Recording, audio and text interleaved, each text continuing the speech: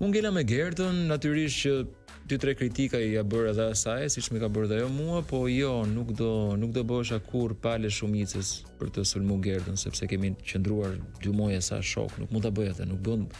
Nëse kam diçka për t'ia thënë, mund t'ia them në privat ose mund të shpreh një mendim, po jo të bëhem pale një grupi. Cili është mendimi yt për Gertën? Gertën e kam thënë gjithmonë që është treguar e drejtë, e pamëshirshme. Kjo ja vlen për të theksu. Tani dhe e drejtë dhe e pamëshirshme? Atëherë e drejtë sepse ka gjykimin e saktë. Më kupton? Po e pamëshirshme të tipit nuk ka treguar mëshirë. Ka menduar që loja kështu duhet luhet aty. Është treguar e drejtë, po dhe e pamëshirshme. Unë mendoj që qëndrojnë të dyja bashkë. Më kupton?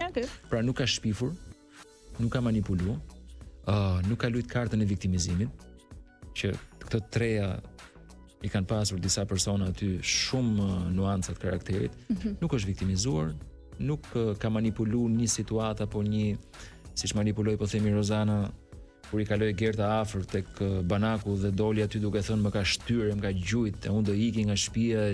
Pra këto janë manipulim, kartë viktimizimi dhe shpifje, të treja bashkë në një paketë. Kështu që duke hequr këtë cilësi që si ka pas Gerta dhe shumë mirë që si ka pas, për mua ka qenë e drejtë. E pamëshirshme sepse pasi i hodhi godën e shampanjës, i tha prit ta shikoj recetën. Këtë s'kishte pse e bënte për shkak, nuk kishte pse ti kërkonte llogaritë të shikoj recetën e doktorit.